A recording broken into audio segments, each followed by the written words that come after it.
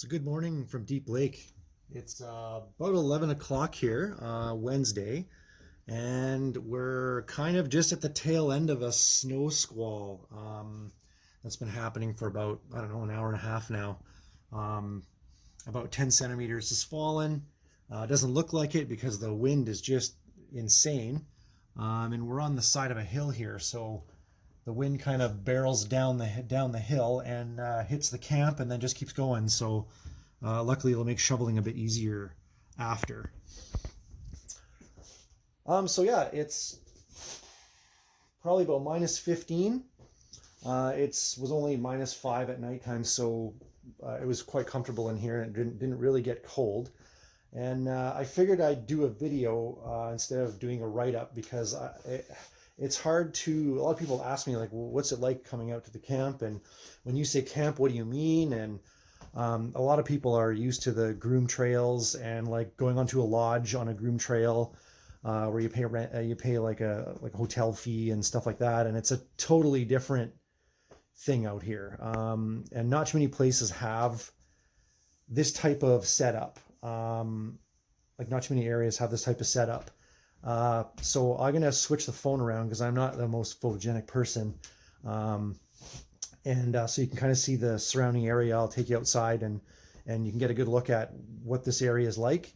I wish I could bring a GoPro with me or something like that. I should have found one and brought it with me because it would have been really cool to get some footage actually driving so you can see the trails and actually how they are and how the terrain is here. It's very different from a groom trail type situation.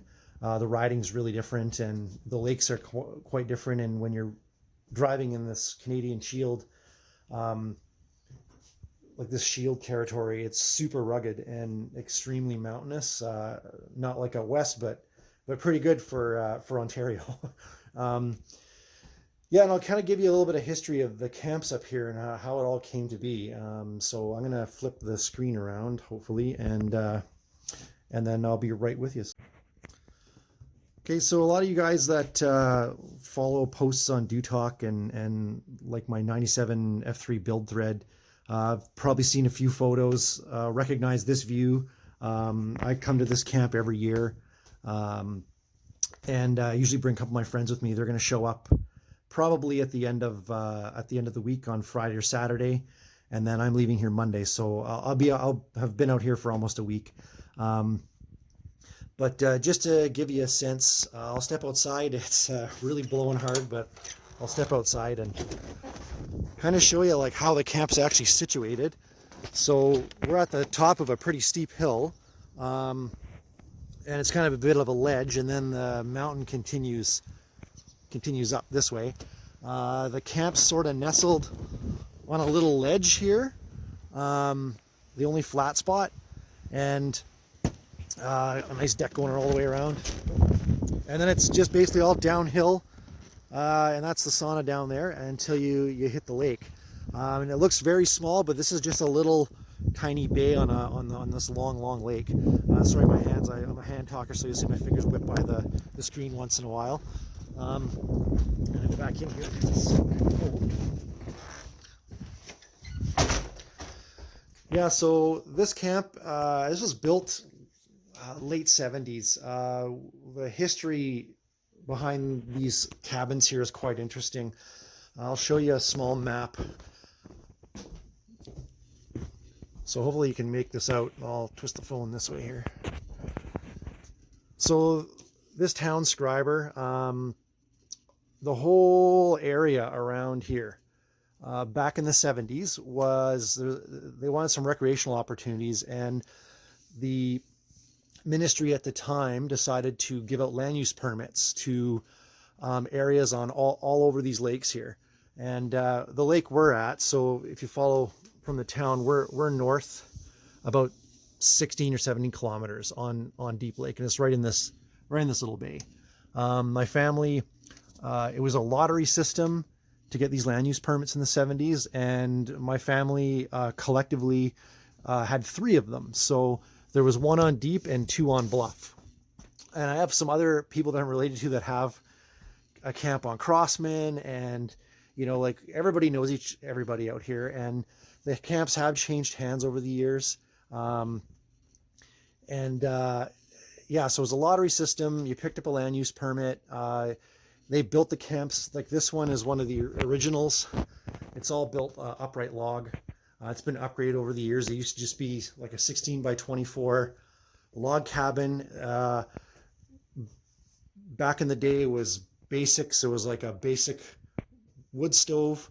There was the propane stove, a counter. All the bunk beds used to be back here. There was never a second room. And then you have your outhouse, and there was a propane fridge.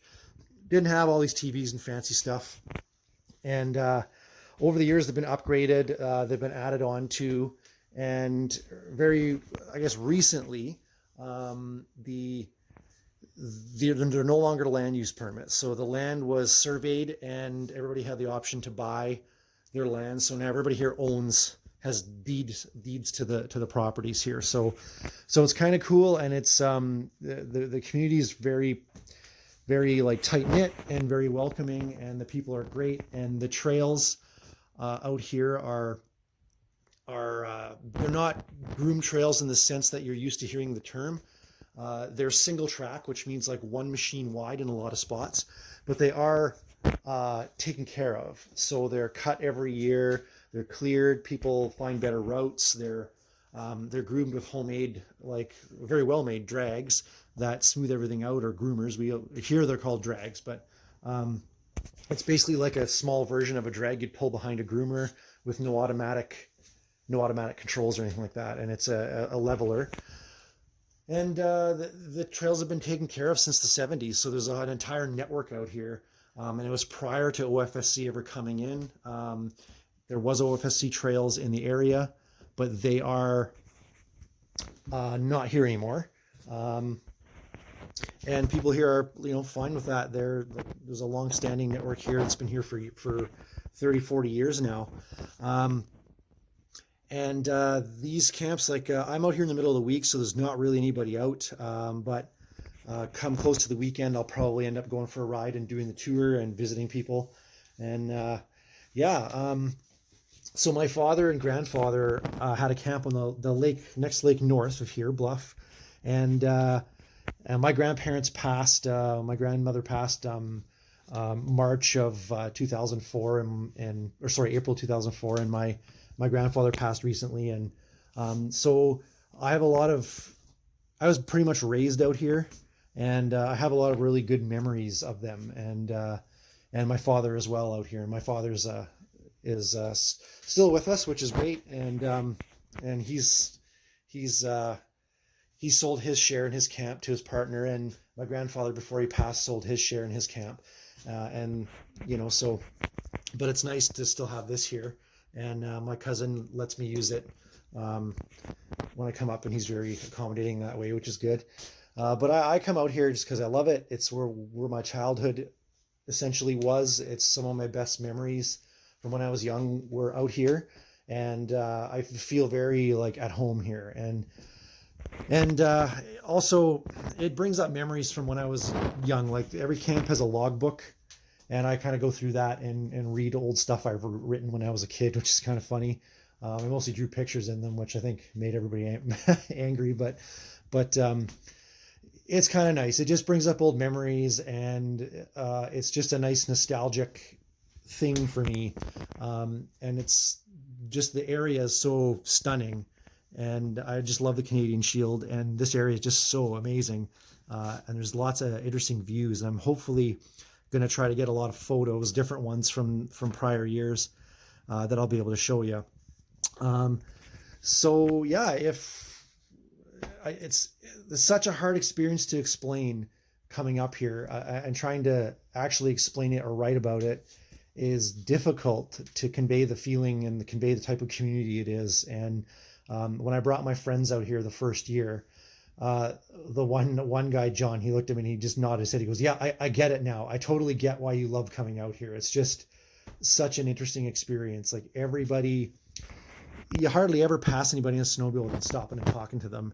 And you go into a camp and everybody's welcoming you, and it's like its own interesting little tight-knit community, and lots of children, and it's just such a cool place. It was such a cool place to be as a kid and as a teenager. So I always come back, and I always probably will come back, and hopefully this like stays here, and that the town like survives, and these camps stay here, because it would be very sad to see this area kind of collapse and these camps not exist anymore.